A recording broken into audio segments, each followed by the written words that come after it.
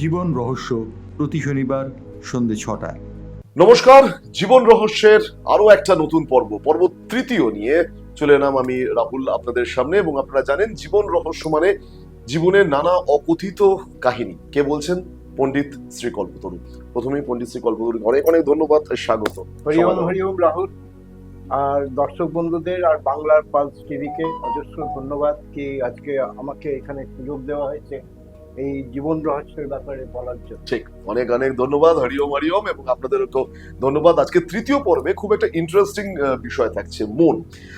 আমার আপনার মন অনেক সময়, কারোর মন চঞ্চল, কারোর মন শান্ত। মন কিন্তু অনেক সময় ব্রেনকে চালনা করে। মনকে নিয়ন্ত্রণ করবেন কিভাবে, এই সব কিছু নিয়েই পেশায় ইঞ্জিনিয়ার, কিন্তু তিনি দীর্ঘদিন ধরে বাস্তুশাস্ত্র থেকে শুরু করে জ্যোতিষশাস্ত্র সবকিছু নিয়েই তিনি কিন্তু কাজ করে চলেছেন। সুতরাং আর 5টা চ্যানেলের মতো বা আর 5টা অনুষ্ঠানের মতো এই অনুষ্ঠান নয়, তাই জন্যই কিন্তু এই অনুষ্ঠানের নাম জীবন রহস্য। প্রথমেই পণ্ডিতজির কাছে আসবো যে মন ভারী অদ্ভুত জায়গায় আমরা বিচরণ করি। মন অনেক সময় খারাপ কাজ করতে সাহায্য করে, অনেক সময় ভালো কাজ করতে সাহায্য করে। এই বিষয়টা যদি একটু ক্লিয়ার করে। দর্শক বন্ধু, এই যে বডি অ্যান্ড মাইন্ড, শরীর আর মন, শরীরকে আমরা সুস্থ রাখার জন্য আমরা কি করি? দৈনন্দিন ডিসিপ্লিন লাইফ লিড করার জন্য সকালে উঠে আমরা দন্ত ধাবন থেকে শুরু করে নিয়ে, ব্রাশ থেকে শুরু করে নিয়ে, স্নান থেকে শুরু করে নিয়ে, যোগা প্রাণায়াম, পুজো পাঠ, ইভেন খাওয়া দাওয়া করে আমরা নিজের শরীরটাকে কিভাবে সুস্থ রাখবো সেটাকে আমরা চিন্তা করি, ইভেন সেটাকে নিয়ে আমরা করি, সেটাকে নিয়ে আমরা কাজ করি। ঠিক। তো ব্যাপারটা হচ্ছে এই যে মন, দেখুন শরীরটাকে তো আমরা অনেকটা কন্ট্রোল করার জন্য, সুস্থ রাখার জন্য আমরা যেগুলো বললাম, কিন্তু মন হচ্ছে মনকে কন্ট্রোল করা। দেখুন রোগের মধ্যে আজকে স্বাস্থ্যের যে রোগ আছে, শরীরের রোগের মধ্যে নানান ধরনের সমস্যা। আমরা ডিপার্টমেন্ট, আপনি মেডিকেল সায়েন্সে যদি যান দেখবেন নানান ডিপার্টমেন্ট আছে, তাই তো? হার্ট, চোখ, নাক, ইয়ার, এনটি, তাই না? ক্যান্সার, স্কিন, কিন্তু মনের কটা ডিপার্টমেন্ট আছে সেটা বলতে পারবে কেউ? ভারী অদ্ভুত প্রশ্ন, মনের কটা ডিপার্টমেন্ট? তো আসলে মনের যে ডিপার্টমেন্ট, ইট ইজ ইনফাইনাইট, অনন্ত। ঠিক, অনন্ত। ঠিক। এই মনকে কন্ট্রোল করার জন্য আপনাকে সবসময় মনে রাখতে হবে কি এই যে মন। তার আগে এই যে জ্যোতিষশাস্ত্র নিয়ে সেকেন্ড এপিসোডে যে আমি আলোচনা করলাম, গত পর্বে সেকেন্ড এপিসোড, পর্বে সেই এপিসোডে আমরা কি আলোচনা করলাম? জ্যোতিষশাস্ত্রে আমরা বলি man is not powerful, time is powerful. Even এর সাথে সাথে যে মনের যে রিপুস্থান, সিক্স হাউসটা কি হচ্ছে? যেখানে আমরা পঞ্চেন্দ্রিয় প্লাস মন, তাই তো? আমাদের 5টা ইন্দ্রিয় আমরা সব জানি, আমরা চোখ, নাক, কান। তো আমরা চোখ দিয়ে যা দেখছি, দেখবেন আমরা একটা ভালো দৃশ্য, প্রাকৃতিক দৃশ্য, কোনো ভালো মেয়ে, সুন্দরী মেয়েকে দেখতে আমাদের ভালো লাগে, তাই তো? কিন্তু অনেক সময় এই চোখে যখন একটা ভালো মেয়েকে দেখছি, আমি কেন একটা নেগেটিভ আলোচনা কেন করছি, তার দ্বারা বোঝানো যাবে মনের পরিস্থিতি, ইভেন মন কোন স্টেজে আছে, আর মন কেন আমাদের বিক্ষিপ্ত হয়, আর মনকে কেন কন্ট্রোল করতে পারি আর কেন পারি না, সে বিষয় নিয়ে আমি আলোচনা করব। এই যে মন, তো মনকে কন্ট্রোল করার জন্য আমরা কি করি? আমরা ধ্যান, প্রাণায়াম, অনেক পন্থা আছে যার দ্বারা মনকে এক জায়গায় কন্ট্রোল করা, মনকে নিয়ন্ত্রণ করাটাই তো ভেরি ডিফিকাল্ট বললাম। তো আমাদের খালি আমি চোখের কথা বললাম, ইভেন কান, শ্রবণ। তো দেখুন শ্রবণ শক্তির দ্বারা আমরা মনকে অনেকটা কন্ট্রোল করতে পারি। তার কারণটা কি হচ্ছে? দেখবেন যখন কোনো ভালো গান, কোনো ভালো মিউজিক যদি আমরা চোখ বন্ধ করে যদি শ্রবণ করি, তখন দেখবেন মনটা কিন্তু অনেক শান্ত, তাই তো? খালি ঘরে অন্ধকারে দেখবেন আপনার আজকাল তো ন্যাচারালি ঈশ্বরের কৃপায় আজকে এই মোবাইল, ইয়ারফোন, অনেক কিছু ডেভেলপ হয়ে গেছে। এখন লোকেরা কিন্তু ম্যাক্সিমাম টাইম কিন্তু ওই গান শুনেই কিন্তু কাটায়। ঠিক। কেন কাটায়? আবার এই সঙ্গীত কিন্তু হচ্ছে, সঙ্গীত কিন্তু অনেক বড় সাবজেক্ট। আমার একটা লেখা বেরিয়েছিল সাপ্তাহিক বর্তমান ম্যাগাজিনে, শব্দ আর সঙ্গীতের দ্বারা মানুষকে চিনবেন কি করে, শব্দের দ্বারা। তো ওইটা আমার জীবনের বেস্ট লেখা ছিল। তো আমি ওইটা নিয়েও একটা এপিসোড করব। কি এপিসোড? কি আমি কারোর কথা শুনে, ভয়েস শুনে আমি কি করে বুঝবো লোকটা কেমন। আর তার আগে আরেকটা আপনাকে কথা বলি, এই যে মনের ব্যাপার, এই যে মনের ব্যাপারটা কি হচ্ছে, এই মনটাকে নিয়ন্ত্রণ করার জন্য প্রথমে হচ্ছে কি আমাদের ধ্যান, প্রাণায়াম, পুজো পাঠ প্লাস পজিটিভ পড়াশোনা, পজিটিভ নলেজের পড়াশোনা। আসলে সমস্যাটা কি হচ্ছে কি, একটা জিনিস মনে রাখবেন, এটা আমার নিজের রহস্যের কথা বলছি, কারণ আমরাও তো ছোটবেলায় অনেক নানান ধরনের ভুল চিন্তা করেছি, ভুল কাজ করেছি, জানতে হোক চাই অজান্তে হোক। তো এই যে জ্ঞানত অজ্ঞানত যেভাবে, ঠিক, এটা আমরা সবাই করে থাকি। কেউ বলে, প্রকাশ্যে বলে, কেউ বলে না, কেউ চুপচাপ থাকে, আর অনেক কেউ সেটা নিয়ে অত আগ্রহ থাকে না মানুষের জানার অথবা ইয়ে করার। তো ব্যাপারটা কি হচ্ছে, এই মনটাকে স্থির করার জন্য আমি সবসময় মানুষকে বলবো কি সকালে উঠে কমসে কম 10 থেকে 15 মিনিট একটু ধ্যান করবে। আচ্ছা, এই যে ধ্যান জিনিসটা কি, মেডিটেশন মানে কি? ধ্যান মানে হচ্ছে আমার এই যে মন আছে, মনটাকে যাতে বিক্ষিপ্ত না হয়। মনের স্পিড সবচেয়ে বেশি, সাউন্ডের লাইটের থেকেও বেশি স্পিড। আমি আমার মন 1 সেকেন্ডে সূর্যে চলে যাবে, যে কোনো জায়গায় চলে যেতে পারে। তো মনের যে স্পিডটাকে নিয়ন্ত্রণ করতে হবে। আমরা এই নিয়ন্ত্রণ করার জন্য আমরা সবসময় বলি এই যে 5 থেকে 10 মিনিট চুপচাপ একটা বসে থাকাটাও কিন্তু একটা মেডিটেশন। একদম। অনেক দেখবে বলে আমার বাচ্চা খুব দুরন্ত, ছেলে দুরন্ত, আমি 5 মিনিট এক জায়গায়। যে মানুষ যত বেশি এক জায়গায় বসে নিজের কাজ করতে, মন নিয়ন্ত্রণ হলেই তো এক জায়গায় বসে কাজ করতে পারবে। ঠিক কথা। ছোটবেলায় যে এডুকেশন দেওয়া হতো, প্র্যাকটিস করা হতো বাচ্চাদেরকে, কেন প্র্যাকটিস করা হতো? এর জন্যই প্র্যাকটিস করা হতো যাতে মনটাকে নিয়ন্ত্রণে আনতে পারে। খুব মানে পণ্ডিতজির কথা শুনতে শুনতে আমার খুব কথাটা বলতে ইচ্ছা করছে। স্বামী বিবেকানন্দ বলেছিলেন, মন আর মাথার ব্রেনের মধ্যে সবসময় মনের কথাটা শুনতে হয়। এটা খুব ভারী অদ্ভুত বিষয় এবং সত্যি বিষয় যে মনকে নিয়ন্ত্রণ করা। একটা বিষয় আমি একটুখানি জানতে চাইবো, এখন ঘরে ঘরে প্রত্যেক ফ্যামিলিতেই মানসিক রোগীর সংখ্যা, মানসিক রোগের সংখ্যা বাড়ছে।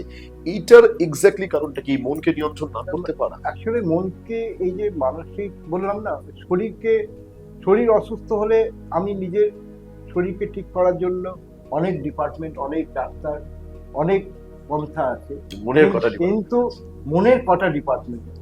আর দ্বিতীয় কথা কি হচ্ছে, টু বি ফ্র্যাঙ্কলি, ইভেন আজকে যারা মনোরোগীর যারা চিকিৎসক, মানে মডার্ন সায়েন্সে মনোরোগীর চিকিৎসক খুব কম আছেন। ইভেন তার দ্বারা আমার যা অভিজ্ঞতা, আমি সবাইকে রেসপেক্ট করি, অনার করি, সবের মধ্যে ভালো মন্দ থাকে, সেটা আমার কাজ হচ্ছে ভালো জিনিসটাকে গ্রহণ করা, positive attitude, positive mind, positive জিনিসকে নিয়ে এগোনো। তো ব্যাপারটা কি হচ্ছে যে মনোরোগীর যে ব্যাপারটা, তার সবচেয়ে বড় যে কারণ যেটা হচ্ছে, প্রথম কথা কি হচ্ছে কি আমরা নিজের মনের কথা কাউকে বলতে আমরা লজ্জা করি। একদম, খুব খুব বাস্তব, খুব বাস্তব। নিজের মনের কথা আমরা কাউকে বলতে লজ্জা করি। সে কি ভাববে, লোকে কি বলবে, এটা ভালো না খারাপ। তো এই যে মনের যে ভয়ের ব্যাপারটা, এই মনের ভয়টাই হচ্ছে সবচেয়ে খারাপ জিনিস। মনের মধ্যে যে ভয় ঢুকিয়ে দেওয়া। কিছু মনে করবে না রাহুল ভাই, আজকালকার দিনে মানুষ কি চায়, প্রত্যেক প্রফেশনেই দেখবে মানুষকে ভয় দেখে কিছু আদায় করে। একদম বলছি, পুলিশ বলো, লয়ার বলো, সেক্ষেত্রে এটা হয়। যে কোনো, আমি রাজনীতিতে যাচ্ছি না, সেটা তো আছে, সেটা আছে একদম। ওটা এক্সেপশন। যদি একটা ভয় ঢুকিয়ে, মানুষের মনের মধ্যে ভয় ঢুকিয়ে দাও, তারপরে তুমি তাকে দিয়ে কাজ করো, কিছু বাজে কাজ করিয়ে নাও। ইভেন ন্যাচারালি যখন ভয় আছে, তো ন্যাচারালি সে তো তখন সে কি মনোরূপ তো হবে। একদম। তো ব্যাপারটা কি হচ্ছে, তাই জন্য শোলেতে একটা ডায়লগ আছে, জো ডর গেয়া সমঝো সো মার গেয়া। তো মনোরোগীর চিকিৎসা is a very difficult. Even আজকে কিন্তু হ্যাঁ, আমি মনোরোগী রোগীকেও আমি অনেক ঈশ্বরের কৃপায় ঠিক করেছি আমি। তা ইভেন আমার কাছে প্র্যাকটিক্যালি আমার কাছে মানে আছে এক্সাম্পল। মানে যে বাবা মা ভাবছিল কি আমার ছেলে পড়াশোনা করবে না, she will be mentally depressed and will be mad, তখন আমি নিজের জ্যোতিষশাস্ত্রের বিদ্যা দিয়ে তাকে আমি পুরো গাইড করেছি। আচ্ছা, গাইড করে আজকে সে গভর্নমেন্টে চাকরি করছে ফিজিওথেরাপিস্ট। ভাবুন তাহলে আজকের খুব বাস্তব কথা। আমি তাকে দরকার পড়লে আমি স্টুডিওতে নিয়ে আসবো, is a very handsome boy, তার বিয়ে থাও ঠিকঠাক হচ্ছে এখন। তো তার কিন্তু একটা বাবা সময় তার মন নিয়ন্ত্রণে ছিল না। মন নিয়ন্ত্রণ ছিল। তো ব্যাপারটা কি হচ্ছে, এই মনকে নিয়ন্ত্রণ করার জন্য এই যে ব্যাড প্ল্যান, এই জ্যোতিষ শাস্ত্রের ভূমিকা অনেক বিশাল।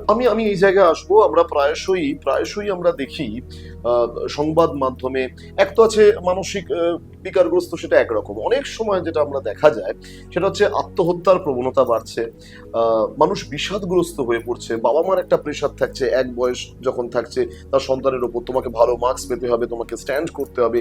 তারপরে সে যখন স্ট্যান্ড করছে, সে যখন তার প্রফেশনাল ক্যারিয়ারে ঢুকে যাচ্ছে, আবার একরকম তার প্রেশার থাকছে। মন কিন্তু আপনার জন্মানো থেকে আপনার জীবনের শেষ দিন অব্দি মন কিন্তু বারবার ঘুরছে। সেই জায়গায় দাঁড়িয়ে জ্যোতিষশাস্ত্রের মাধ্যমে মনকে কিভাবে সঠিক দিশা দেখানো যায়? জ্যোতিষ শাস্ত্রের দ্বারা আমি বললাম আমাদের অ্যাস্ট্রোলজি আসপেক্টসে, কেন ব্যাড প্ল্যানেটস অনুযায়ী আমরা বুঝতে পারি কোন প্ল্যানেট মনের কারক, চন্দ্রমা হলো, স্যাটার্ন হলো, এগুলো কি যে কম্বিনেশন অফ দ্য স্টারসে কি হয়। এই যে আমরা যে জন্ম ছক, জন্ম কুণ্ডলী, এটা নিয়ে আমি একদিন বসবো। একদিন বসে আমি সাধারণ মানুষকে আমি অ্যাওয়্যার করতে চাই, বোঝাতে চাই। কারণ আমাকে অনেক কেউ বলে, গুরুজি আপনি এত ডিটেল ভাবে সময় দেন, বলে আমার কাজ হচ্ছে মানুষকে প্রপার গাইডেন্স করা।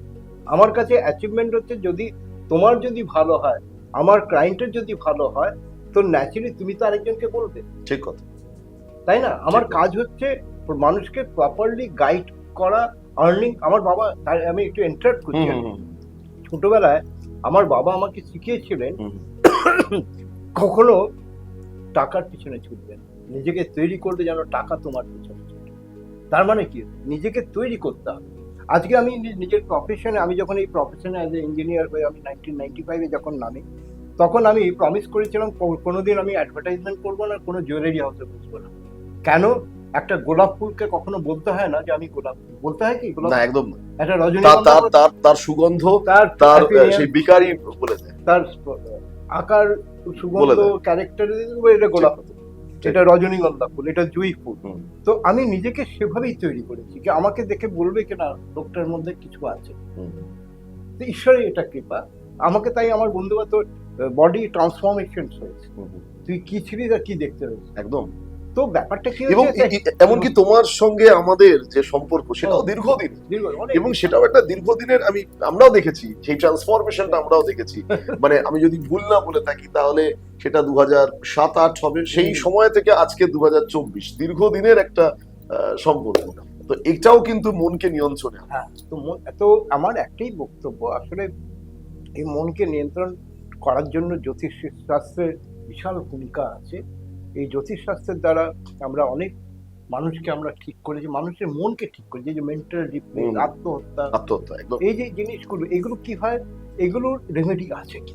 আছে, হ্যাঁ, অবভিয়াসলি আছে। ইভেন আমি তো করেছি, আমি তো বলছি, একজন আমি স্টুডিও নিয়ে আমি সেও থাকবে, তার ইন্টারভিউ আমি করাবো, সে তো গ্ল্যাডলি আছে কি আমাকে টিভিতে দেখানো, কি বলবো। তো ন্যাচারালি প্রথম কথা যেটা হচ্ছে, মনকে নিয়ন্ত্রণ করার জন্য আমাদের প্রচুর রাস্তা আছে। তাই জন্য হচ্ছে প্রথম কথা হচ্ছে, তার মধ্যে আরেকটা সাবজেক্ট হচ্ছে পরিবেশ, ইনভলভ। অনেক সময় কি পরিবেশের দ্বারাও কিন্তু মানুষ কি হয়, নিজের মনকে ঠিক রাখতে পারে না। খুব বাস্তব কথা, তাই না? ইভেন পরিবেশ বলতে গেলে আমরা কোনো মানুষের পরিবেশ বলতে গেলে এখন তো অর্থ ব্যবস্থাটাই হচ্ছে সবচেয়ে বড় ফ্যাক্টর, তাই না? কারণ আমি এই যে ফার্স্ট এপিসোডে বলেছিলাম যে শরীর আর মন, যাদের টাকা পয়সা আছে, যাদের খাওয়া দাওয়া ঠিক আছে, তারা কিন্তু মনকে নিয়ে বেশি চিন্তা করতে পারে। কিন্তু যাদের আর্থিক দুরবস্থা, যারা খেতে পারে না, তারা মনকে নিয়ে চিন্তা করতে পারে, তার কারণ তারা দিন আনি দিন খায়। মনকে কোথায় চিন্তা করছে? একদম। তো এই যে আর্থিক ব্যবস্থা, ইনফ্রাস্ট্রাকচার, সোশ্যাল যে কি বলবো অ্যাক্টিভিটিস, এগুলোর দ্বারাও আমার অনেক সময় কষ্ট হয়। আমি খুব দারুণ একটা পয়েন্ট আমরা আলোচনা করতে এসেছি। বেশিরভাগ ক্ষেত্রে সাধারণত দেখা যায় অতি দরিদ্র মানুষ বা দারিদ্র সীমার নিচে যে সমস্ত মানুষরা রয়েছে, তারা কিন্তু এই মানসিক রোগে তারা ভুগছেন না। তার কারণ তারা প্রতিদিন একটা তাদের লাইফ সাইকেল করছে। কিন্তু আমি একদম উচ্চবিত্ত সম্প্রদায় বা ধনী সম্প্রদায়ের মানুষরা এই মন নিয়ে এসছে, এখানে বিষয়টা কি, মানে যাদের হাতে বেশি অর্থ আছে তারা কি আরো ছুটতে হবে, আরো এস্টাবলিশমেন্ট করতে হবে, এটা একটা ব্যাপার আছে কোথাও থেকে হ্যারি করে। আমি যা দেখেছি, কারণ আমার তো টু বি ফ্র্যাঙ্কলি আজকে আমার প্রচুর জীবনে ক্লায়েন্ট তো আমি মানে ধনী ক্লায়েন্ট থেকে শুরু করে নিয়ে মানে ধনী বলতে গেলে ক্রিকেটার ধনী নয়, রিচ ফ্যামিলির কথা বলছি। রিচ ফ্যামিলি থেকে মধ্যবিত্ত, সাধারণ মধ্যবিত্ত, আমি সবাইকে আমি গাইড করেছি। ইভেন আমি অনেক সময় যারা রিক্সাওয়ালা, যারা একটু পড়াশোনা করে রিক্সা চালাচ্ছে, তো ডেট অফ বার্থ, টাইম, প্লেসটা দিত। তো তারা কি মনের অসুখে ভোগে? তো না, কিছু লোকে ভোগে, কিছু লোকে যারা মানে পরিশ্রম করছে, অনেক সময় পড়াশোনা করেও, এডুকেশন নিয়েও অনেক কেউ কিন্তু প্রবাস মানে বাইরে কিন্তু রিক্সা চালাচ্ছে, এমনি অনেক বাঙালি ছেলে। ঠিক কথা, কিছু মনে করো না, কারণ আমি তো প্রচুর ঘুরে বেড়াই। আমি যে ব্যাঙ্গালোর থেকে, এখন কি হয়ে গেছে, এখন ফ্লাইট হয়ে গেছে, আগে আমি ট্রেনে যেতাম, রাজধানী দুরন্ত, একসময় ইভেন আমি সাধারণ লোকের সাথে আমি মিশি অনেক, কেন সাধারণ লোকের সাথে না মিশলে মানুষকে রিচ করা যায়, মানে মানুষকে স্টাডি করা যায়, ঠিক কথা, তাই না? আর একটা সমস্যা কি হয়ে যায় কি, আমরা মানুষরা কি ভাবি, আমি এভাবে আছি বলে সবাই এভাবে আছে, এই যে চিন্তাধারাটা, কিন্তু তা নয়, তাই নয়, একদম নয়। আমার পরিবেশ আলাদা, আমার আর্থিক অবস্থা আলাদা, আমার অপোজিটের মানুষটার পরিবেশ আলাদা, তার আর্থিক অবস্থা, ঠিক এটা ভ্যারি করে।